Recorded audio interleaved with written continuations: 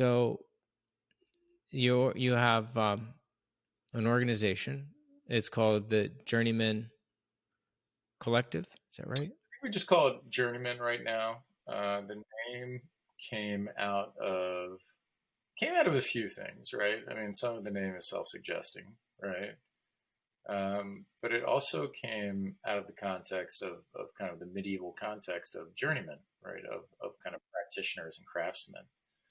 And the idea that the journeyman, was always learning, right? He was somebody who was learning the craft. He wasn't considered a master.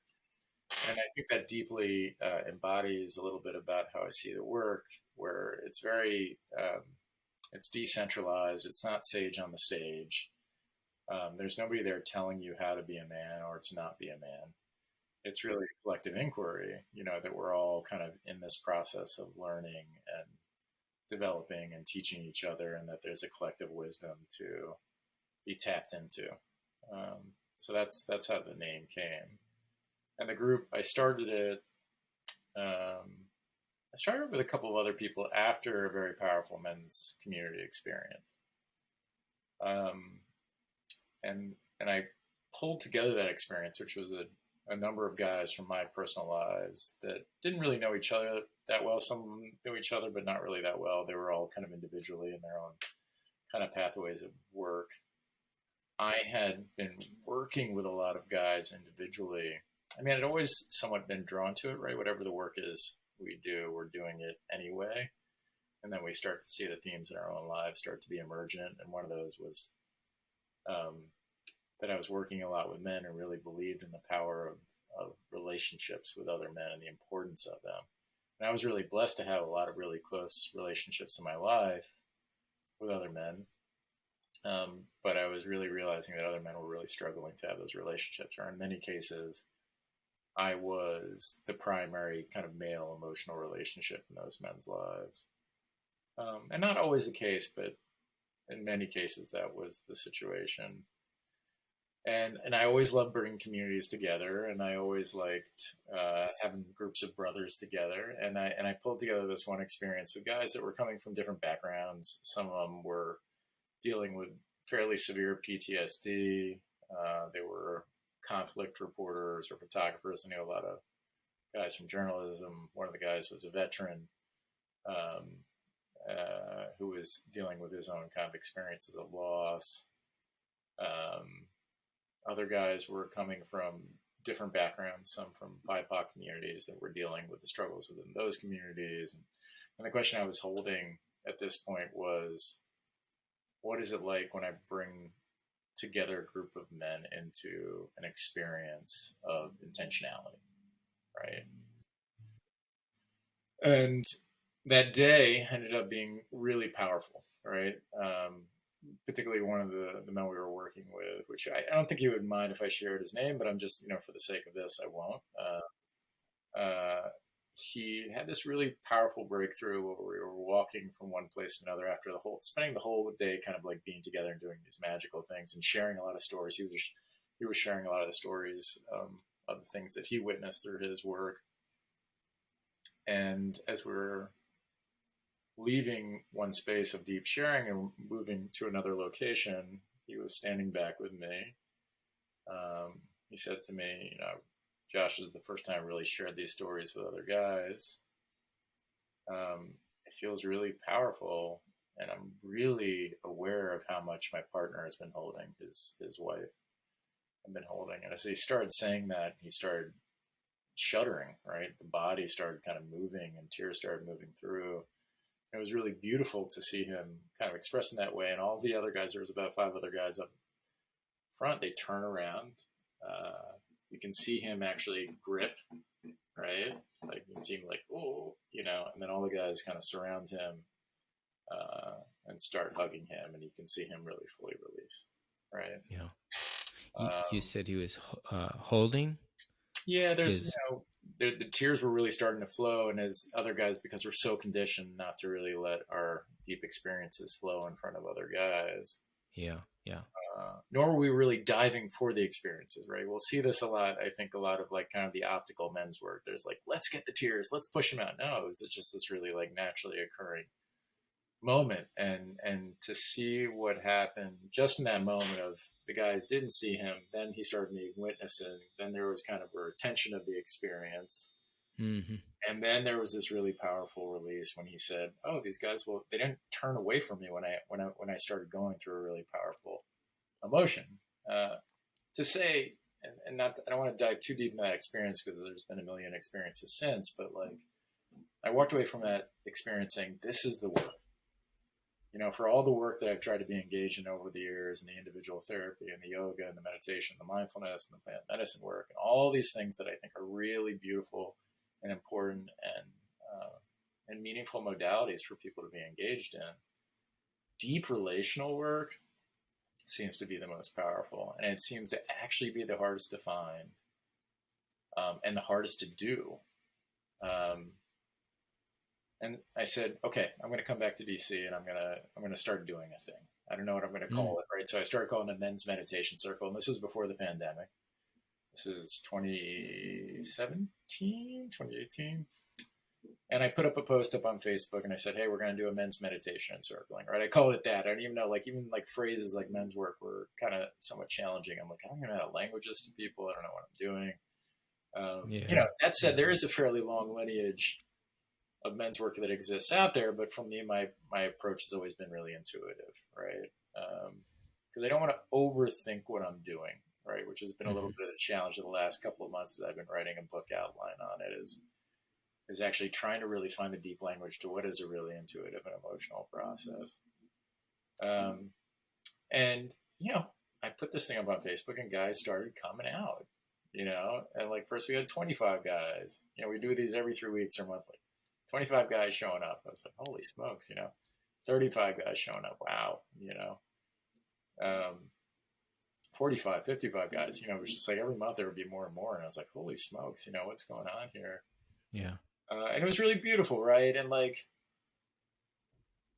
it's like, okay, like not, there's a thirst for this thing. Like how to really do this in really deep and important ways is hard, right? Because when it's a lot of guys sitting around in a circle, it can feel a little bit like an AA group, which is actually like not a bad inflection point, right? Because like so many of the modalities in the AA group are really important. But what I mean by that is like guys are coming in, and there's this feeling of this thing they have to get over, right? This culture they're trying to kind of wake up from, right? There's this process of sobriety happening. And that said, a lot of the guys that have come to the group have come from AA, and they brought incredible practices, right? Because they actually already know how to relate in group spaces in really deep ways with other guys. So Yeah. they actually bring an enormous kind of like uh, ability of like knowing, right? Because it can be very hard to get guys into this work, right? Yeah. Yeah. Maybe it's worth also going back a little bit is why did I feel this was so important to do? What was I seeing? So my background is Yeah. as a photographer, it is as a storyteller. I also do a lot of community building.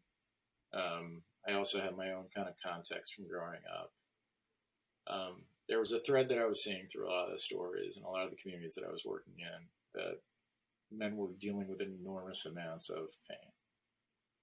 Hmm. They were dealing with enormous amounts of trauma, in most cases, not even being able to language it as trauma, right? And we see this all the time, right? If we look at the basic studies, we see that men are probably 3 times as likely to experience adverse childhood experiences, but much less likely to name them adverse childhood experiences, right? Mm. Uh, they're much they're just as likely to experience childhood sexual trauma up until puberty, as women are. Nobody really talks about that, right? Hmm. They're certainly a lot more likely to experience peer-based violence. They tend to be socialized a lot less in terms of like language around their own emotions, Hmm. right?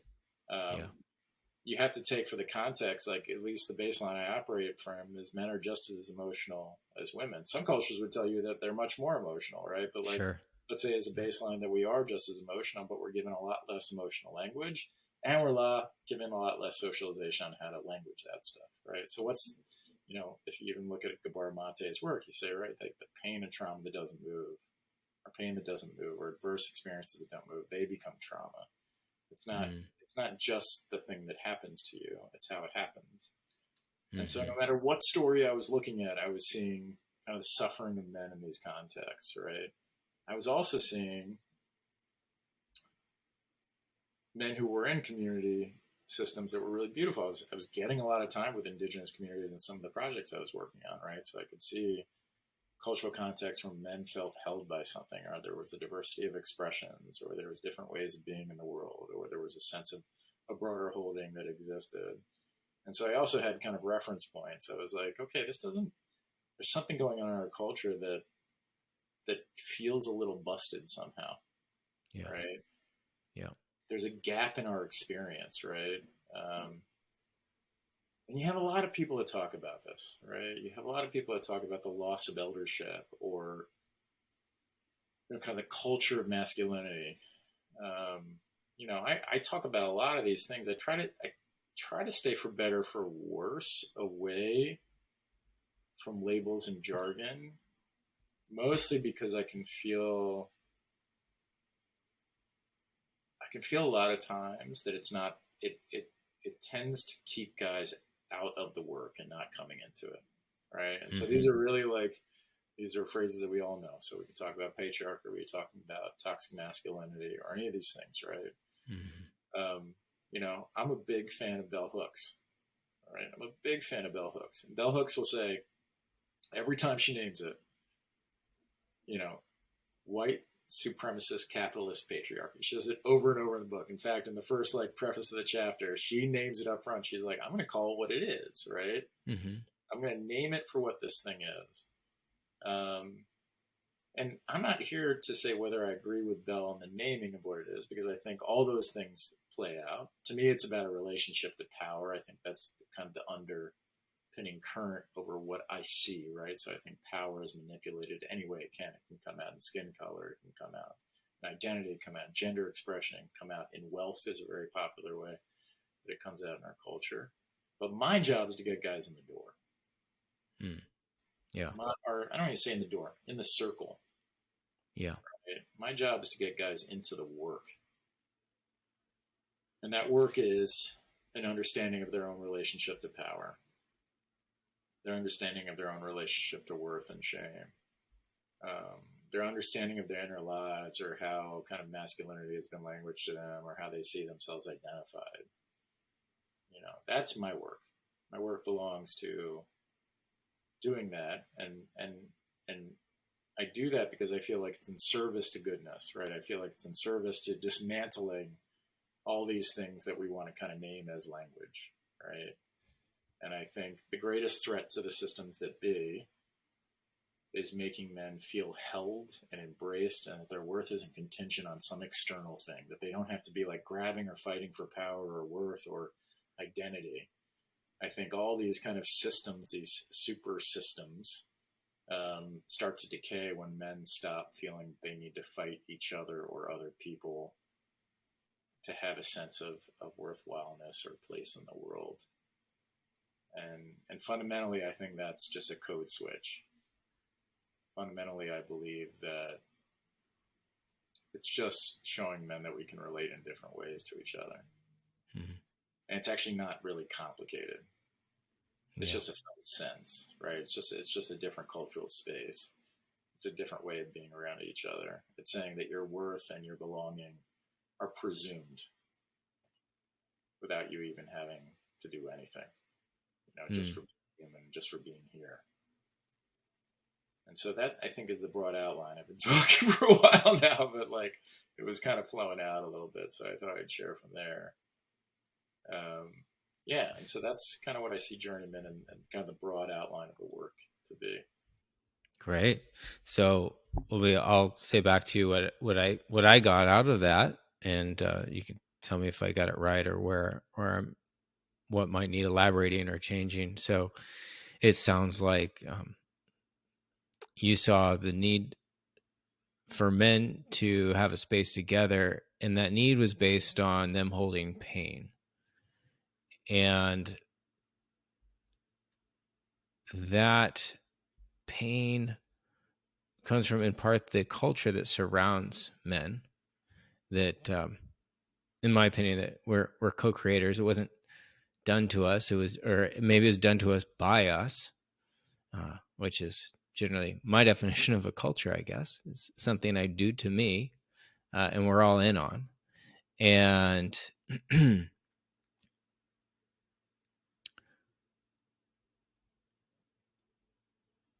so it's, yeah. So, okay. So how's that sound? Is that about right? Yeah. It's pretty And simplified. also because we want belonging, right? Not just pain, right? I think pain tends to be the entry point in the portal a lot of times, right? Yeah. The Because I think for people to wake up, like any period of our lives, like sometimes the pain has to get so great, the way that we're doing it is like causing so much struggle in our lives that we're available to a different way of doing it, right? But like ultimately what I think we are all seeking as humans, or to a degree a big part of like our core value of needs, is belonging, right? And when we have these kind of like large forms of cultural breakdown, the systems have failed us. We don't want to say failed us, but like they're not serving us in the ways that they used to, right? And so again, we can stay away from blame, right? We don't have to say we we left some cultural systems, ethnic group identities, religious groups, whatever it is. Like, a lot of the Western experiment is really based on assimilation to one degree or another, right? And so I'm not here to say whether that's good or bad, right? I think we left the villages for a reason, right? The villages could have been very oppressive to our individual identities. So, like, kind of over glorify that can also be problematic. But we do need senses of belonging. We do need kind of webs of relationship. We do need kind of guideposts and markers to orient our lives with, right? And when we don't have those, we can latch onto some pretty dangerous things, or maladaptive. Again, I'm kind of trying to stay from language. Things that feel, what, even better? We can latch on to things that are disharmonious with the well-being of the broader world and the natural world. I think that's actually a more skillful term that I've been trying to adapt more. Like good or bad, harmonious or disharmonious, I actually think is like a more useful language. All right. So when we're latching onto systems that create a lot of disharmony in the world around us, or have us kind of, those can be like us identifying with white supremacy or just masculinity or how much money we have. Well, if our identity is really about kind of the amount of wealth we've amassed, then we'll do anything that we can to amass that wealth, including creating destruction in the world around us, oppressing other people, suppressing the environment. That's disharmonious. That to me feels disharmonious, right? And so I think learning to be in harmony with groups of people in the world around us is a really important value that I hold in the world, right? The other thing I'll say is that, I started, or been like the big driving engine behind Journeyman, because I had the energy and the will to do it. It's not easy, right? It's not a popular cause. It's not even a cause, but it's not like a popular thing, right? Guys oftentimes don't do it. They'll get some rah rah from women a lot of times, being like, "Yeah, like, get my husband in the door," right? Yeah. But that's very different, right? Because like we have to be there for ourselves, right? And so it doesn't tend to be like a very kind of easy thing to do. And I've been really fortunate to be able to get to do this with a lot of men from a lot of different walks of lives who really believe in the work. And it's a slow and steady and intentional build.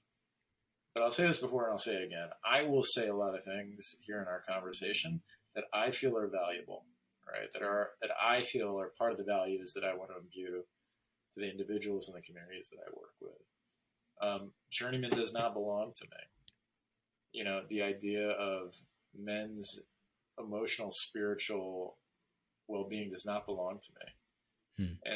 And I think the thing that I think distinguishes us to a certain degree is that there's not a person telling you what to do. And I think as these systems that we're around become very destabilized, right? We look at the institutions of government, we look at kind of climate change, we look at social order, we look at economic things. Like the world is fucking shaking, Mm-hmm. right? And we're all feeling like scared, right? And we're all kind of looking to latch on to things that make sense of all of that, Yeah. right? And my message to that is latch on to communities. Yeah.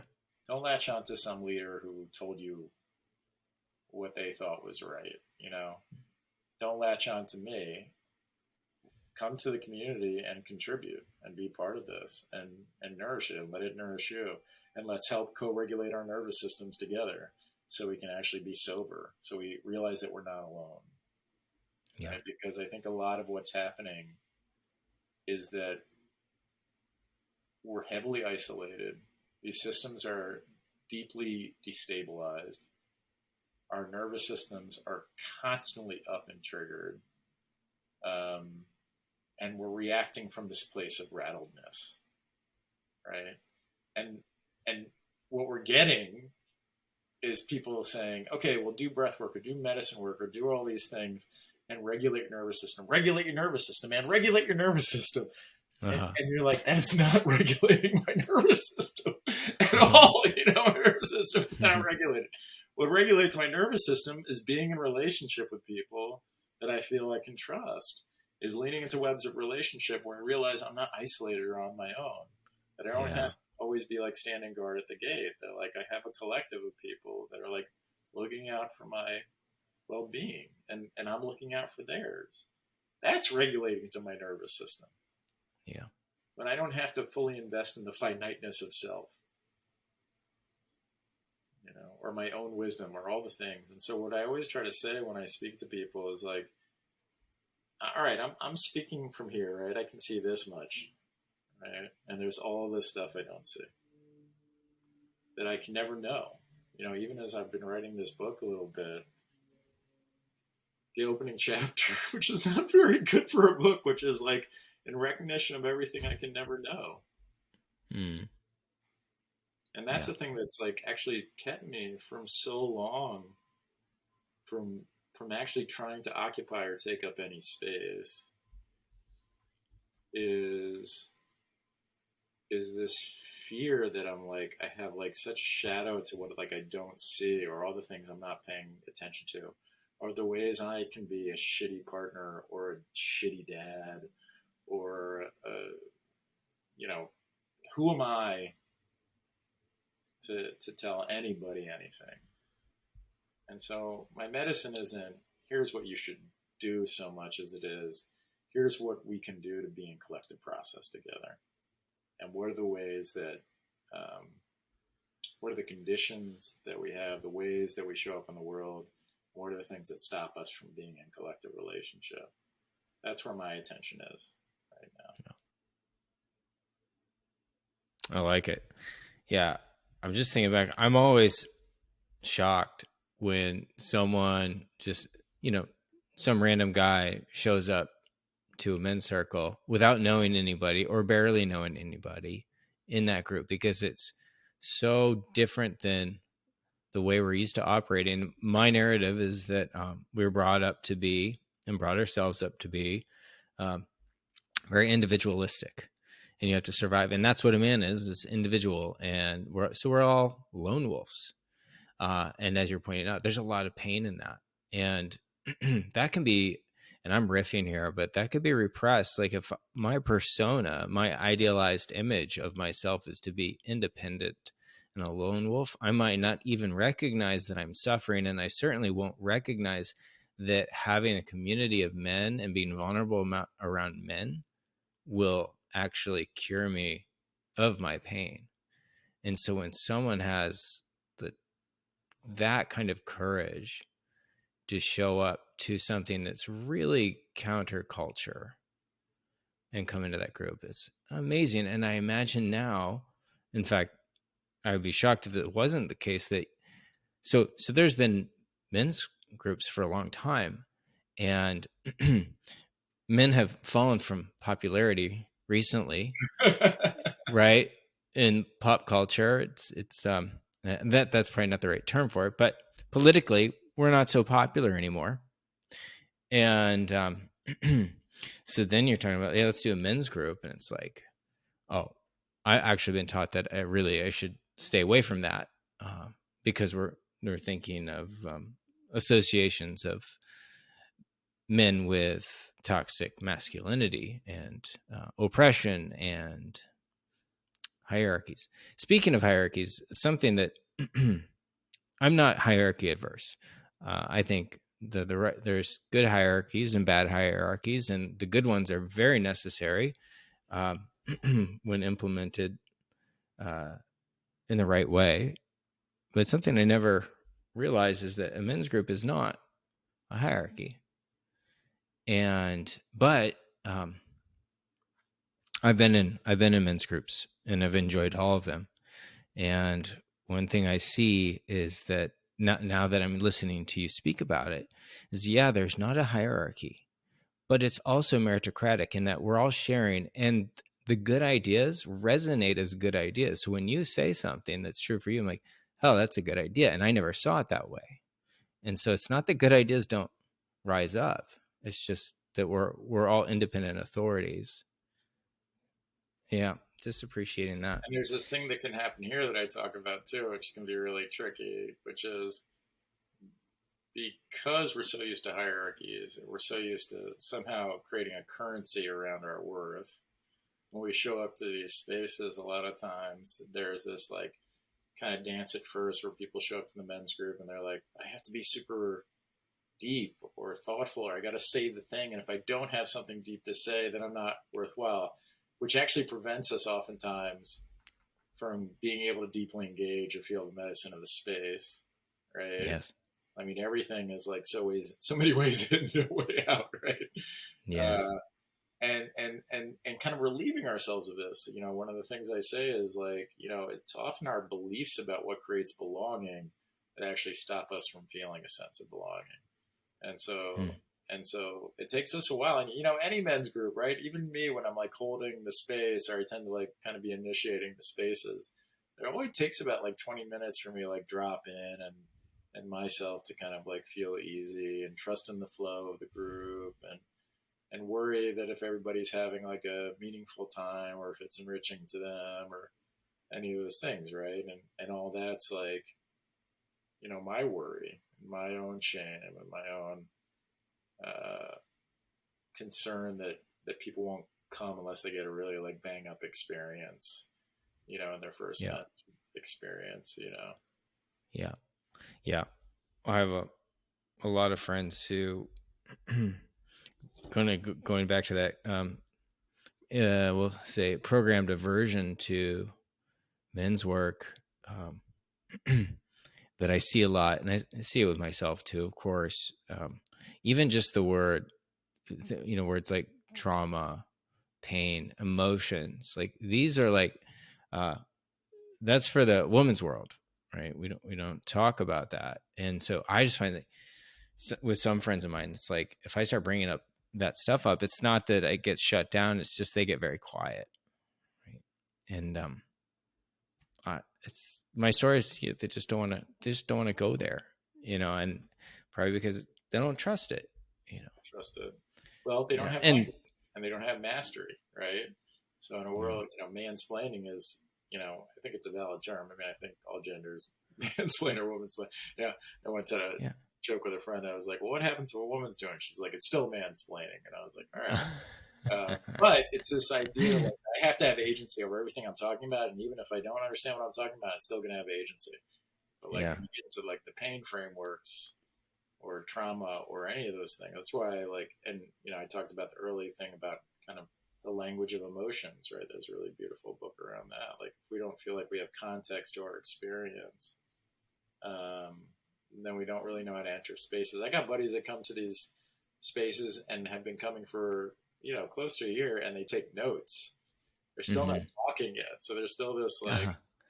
this like note taking, like, okay, I'm gonna figure out this whole men's work thing, and like Yeah, and it's beautiful, right? And then you just want to say, hey man, your experience, whatever's going on for you, is fully valid. You may yeah, not just have an experience for it, you may not have a name for it yet, and maybe that's also like language can be really freaking annoying. Like it's important too, but like, you know, it can be limiting too, right? I mean, you and I have, I'm sure, both worked with guys that like have deep context to their emotions and like have been doing talk therapy for years and years and years and can spin a lot of things up, right? Mm-hmm. Uh, Mm-hmm.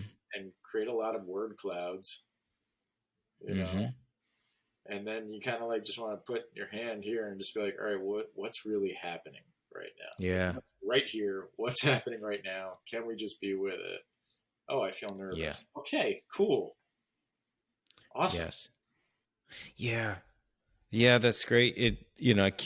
My mind keeps coming back to that point of the culture of individualism, and within that is that story that we're believing that we need to have it figured out already.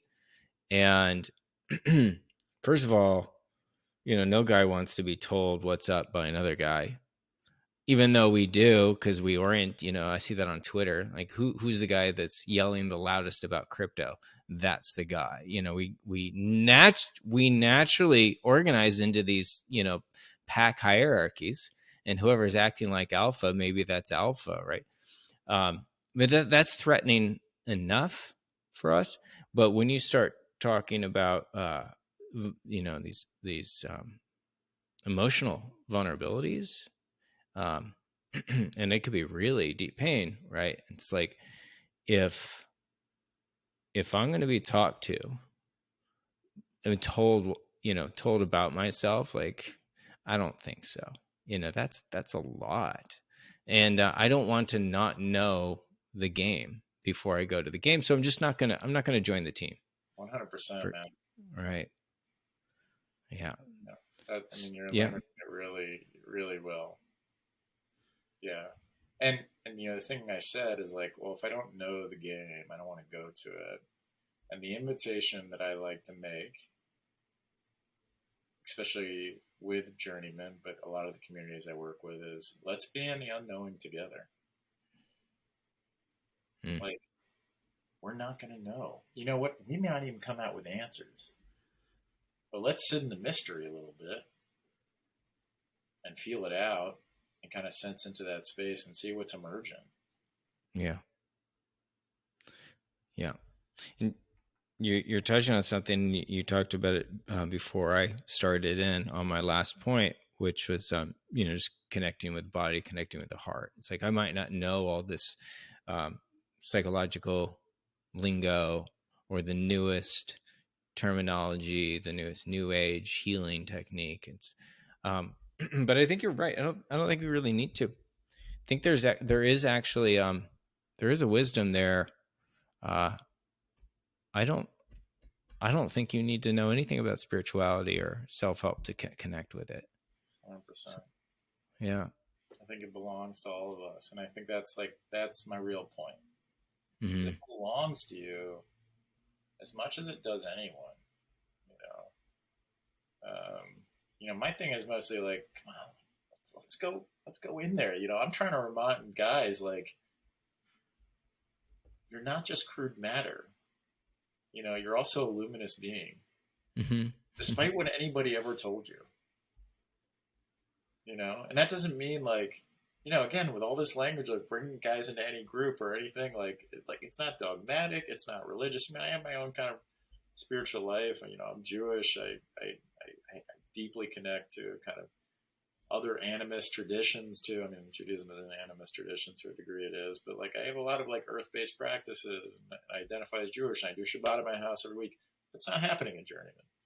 We have Muslims and Christians and Catholics and Jews and Hindus in our community, and it's much more about common consciousness and being in inquiry together and creating a sense of like relationship with each other, right? That will brace us as we go forward in our lives, because we need holding, right? Hmm. Um, and so, yeah, and I think, like you said, and I think that's a really, really important point,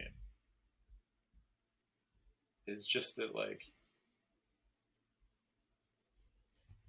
yeah, I think, like, one, just simple stuff like meditation, connecting with your body, connecting with your heart. That's really hard at first for folks. Hmm. Right? A lot of the guys that come to me, they say, I feel like a rock skimming on water. Hmm. That's just something I feel like it's really a lot of the guys that come to me for individual work, like that's kind of what they're feeling. They're like, life's going great, maybe financially, whatever it is. Sometimes it is, sometimes it isn't. But a lot of these guys, they're very successful outwardly in their lives. They build really powerful kind of support structures or external things or companies or careers, or even they have families in a lot of cases. But it's the inner life that they're really having trouble accessing, right? Yeah. Because nobody told them how to do that, and there's no cultural incentive to do that right now, right? Right. So then there's a long process of what are you feeling in your heart right now? That can be really hard for a lot of guys to access because the thing that made them really good at building those external structures, it was not the thing that helped them go internally a lot of times. Right? The incentives weren't there until something happens. Right? Yeah. Something happens. The divorce comes, you know, a lot of times, you know. Yeah. Yeah, because of a training I did with a friend, I was doing a somatic experiencing training. There was all these Bozeman therapists, right, and 90% of them were women therapists in Bozeman, and they would be talking about like the men that were coming to their office, like these cowboys, and I was like, well, what gets these guys in the office? And it's like, well, court appointment, divorce, court appointment or divorce, right? That gets them in the therapist's office. And you think about these guys, these cowboys coming in. Now, I've dealt with these guys in the storytelling context, right? I've been working with ranchers and old growth loggers and, you know, Yeah. guys that are, in the remnants of small towns that were blighted by extractive capitalism or extractive resources, right? And what's left there, right? I mean, Yeah. in Iowa, you've seen this too, right? Like there's nothing Yeah. left in these towns. Yeah. And there's a lot of abuse and legacies of alcoholism and racism. There's a lot of, super high rates of suicidality, particularly in Montana and Wyoming, right? Mm. Mm. And so getting those guys in the circle, right? Like what gets them in, right? And a lot of times it's like a reorientation of a process, right? It's like ultimately these guys want to be in service. They're good folks, they're like actually some of the best you could ever imagine, right? Because they know service better, right? I say this a lot about our military guys that come to our community. Like military guys know service. I mean, not all the case, right? It's like you got to always be careful with generalizations, but we have a lot of former Marines and Army men and Navy guys that come into our community, and like they're the guys that know how to show up. Like Mm-hmm. whatever you need, they are the first ones there to like come help you do a thing. Mm. And they're also some of the only guys in our culture that know what it feels like to have somebody completely have your back. Yeah. That knows what it feels like to be like, no matter what happens to me, my brothers are coming after me. Yeah. Like most of us just don't know that in this culture anymore. Right. Like we don't know what that feels like, and so we sit there kind of standing in the wind and told like I'm supposed to be a lone wolf, like you said. And then we're just not oriented around like being in heart space with other guys, right? Yeah. Yeah. So I'm a little on a tangent here, but just having This is to. a good one. But Yeah, it's a good one. Yeah, that's right. I hadn't thought of that. I see it in movies, and I assume it's true enough when they do it in Hollywood. But the soldier talks about why do they go back? What was it all about? It's about the man next to you. It's maybe it's patriotic as a secondary thing. Maybe they believe in the cause, but and they might have believed it to at least to sign up, but they, you go for the cause, stay for the brotherhood. So awesome. So what in a simple way of asking is how I know we kind of talked around this, but how do you see this work, this community benefiting these guys? I see a lot of different things happening, right? One, I think having a consistent space that they can show up into and they know is like there is kind of a thing, Mm. right? I've seen, particularly I think about a couple of our veterans, right? To feel like one of the things that one of our brothers, Manny, said to me recently. He's like, and this is a guy who's done a lot of trauma and therapy work for other groups. He's worked with a lot of at-risk youth.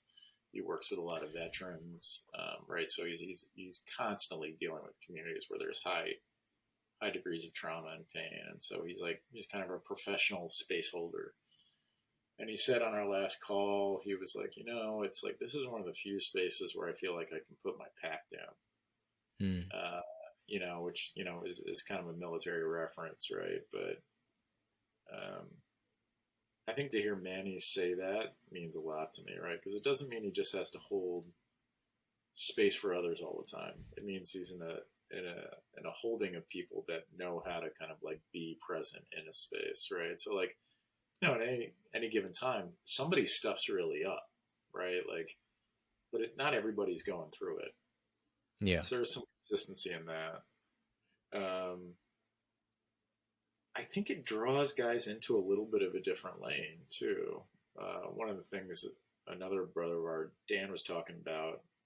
And Dan was one of these guys that I think was a little bit on the fence with me. He kind of jokes with me.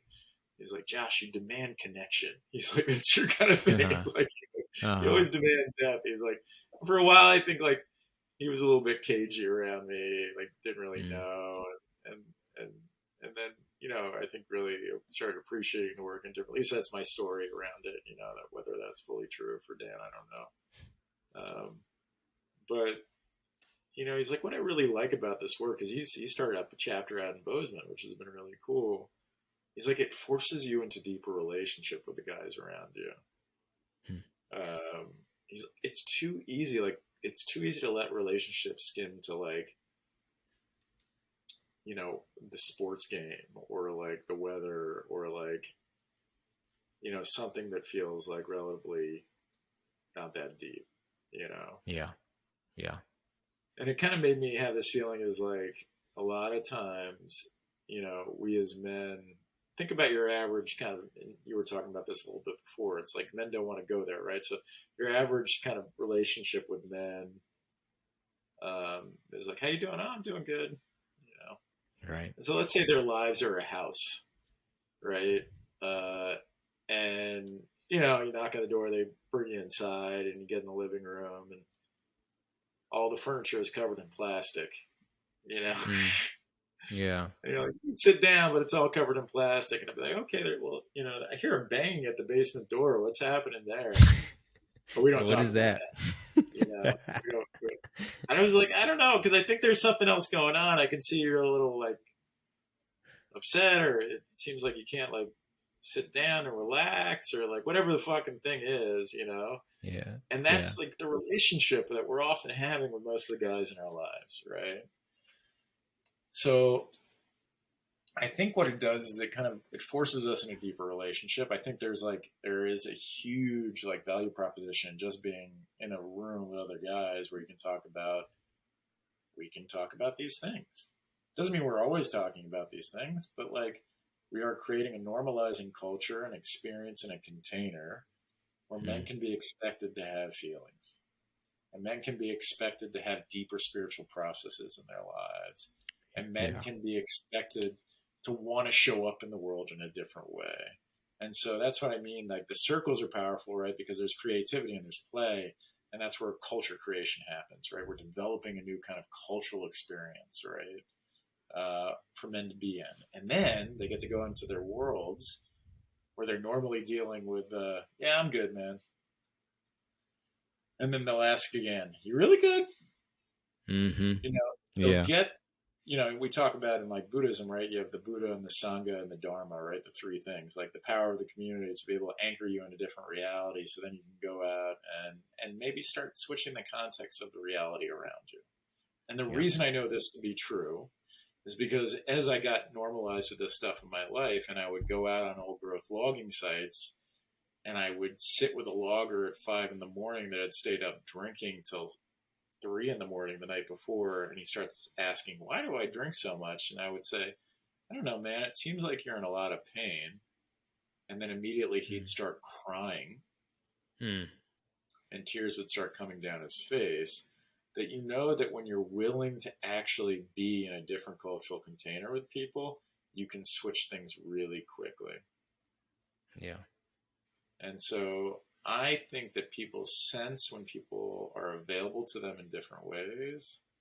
And I think this is a thing that kind of, I think it feels to me it's slow and steady work.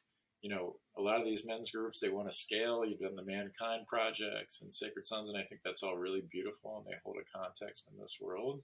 For me, it's really slow and steady. You know, Yeah. it's like, it's one at a time. We bring each other in, we invite each other in.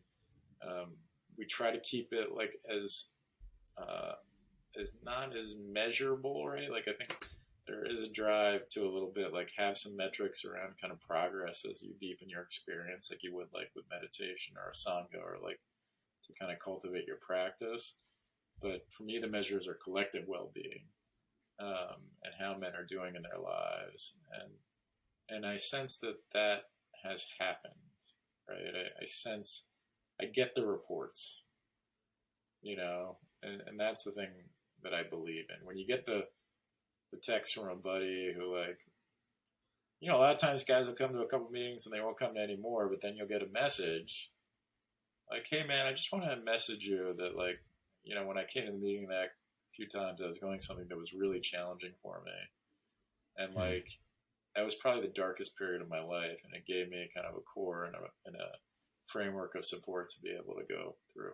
I've had that happen so many times over the last couple of years, where like a guy will come to a meeting a couple of times, and they'll kind of go, and I'll be like, "Oh, you know, I guess it just didn't feel good for them, or it didn't work for them." And Yeah. then 6 months or 8 months later, I'll get a message like, "This was really, really meaningful to me in a really difficult period of my life." And that to me is like, that does it, man. You know, Yeah. because there is a little bit of wandering in the wilderness for this work, right? Because it's Mm. not popular, it's not optical, it doesn't, you know, it's not social media sexy. It's quiet and it's deep and it's soulful and it's important. To me, I feel it's really important. But you Yeah. don't always get a ton of validation in the world for it. You know, it's not like building an environmental organization or being out front of a social justice movement, right? There's not a lot of rah rah in it, and so a lot of it's just trusting.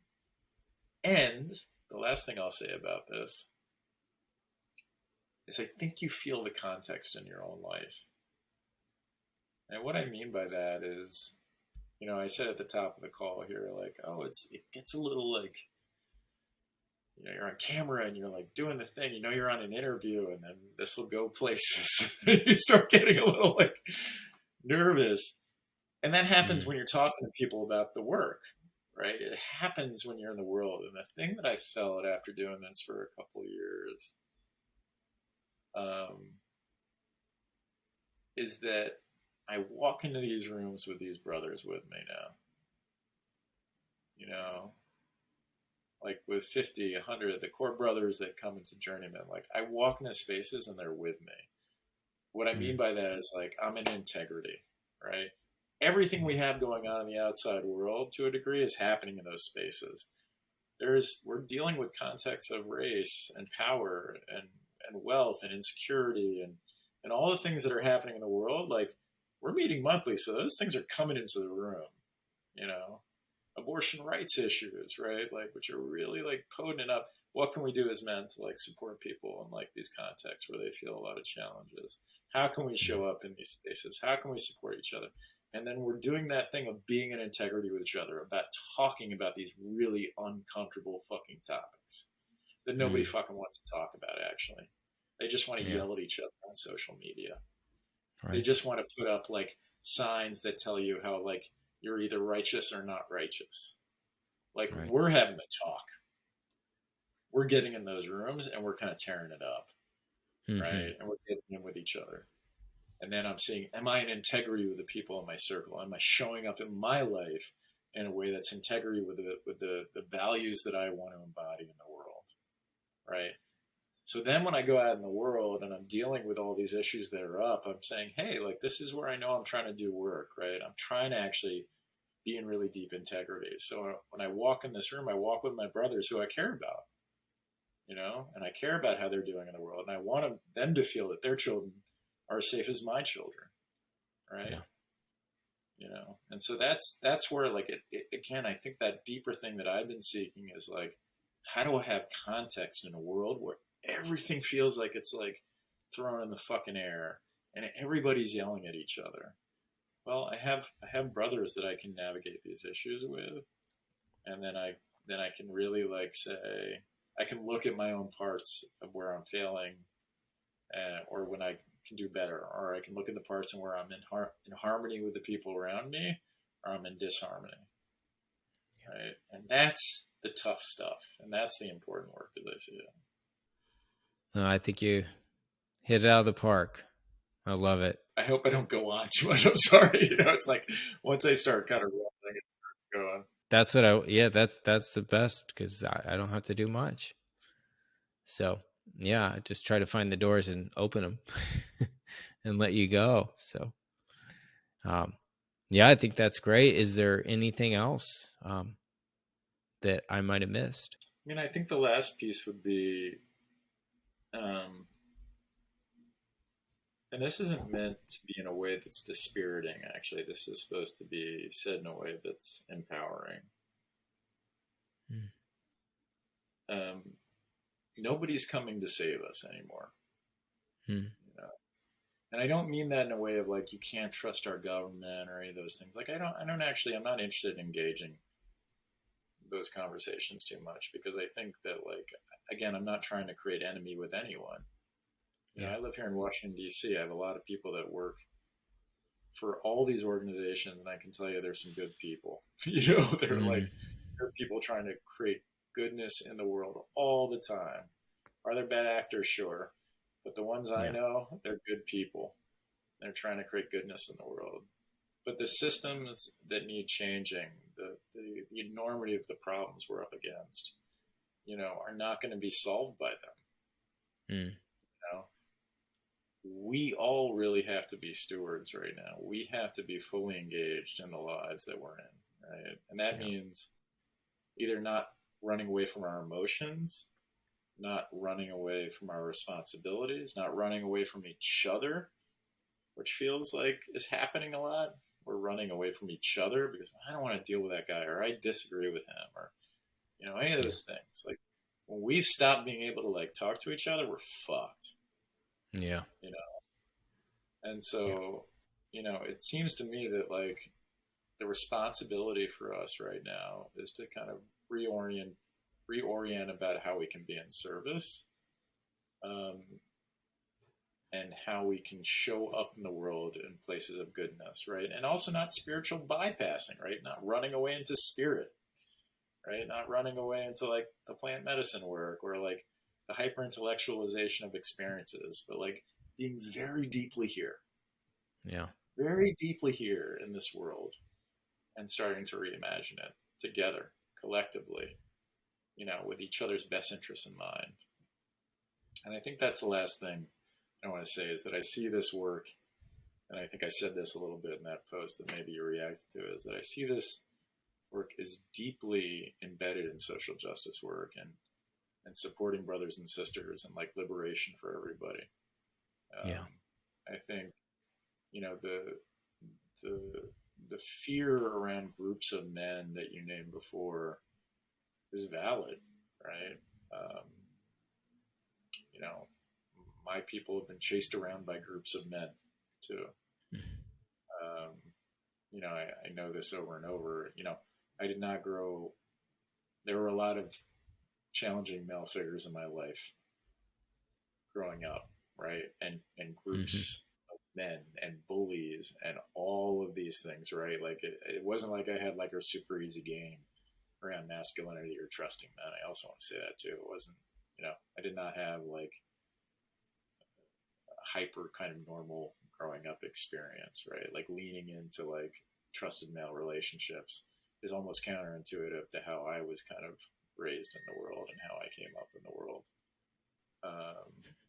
And it's been a big part of the medicine for me, right? Because I think the wounding that comes from the masculine for many of us is also where the deepest healing can lay if we can actually allow ourselves to be held and supported by groups of men. It can unlock so much of the stuff that, men may be able to get like healing from their wives or their partners or sisters in their lives. A lot of these things, they can be really powerful. And there's this Yeah. other deeper kind of knot that can be undone if we can feel safe in groups of men that like for a long time we felt very unsafe around. And on a Yes. cultural level, I would say this last piece, which is the fear of these kind of men's groups or the kind of natures of languages like patriarchy, which I think is valid and I understand. I think kind of the idea, I'm trying to think of his name. I'm kind of losing him. Great author. I'll think of him in a second. Wrote a book called Grief Walker, but he talks about patriarchy, literally meaning the architecture of the father and the idea that this was supposed to be like a system that was supportive and holding, right?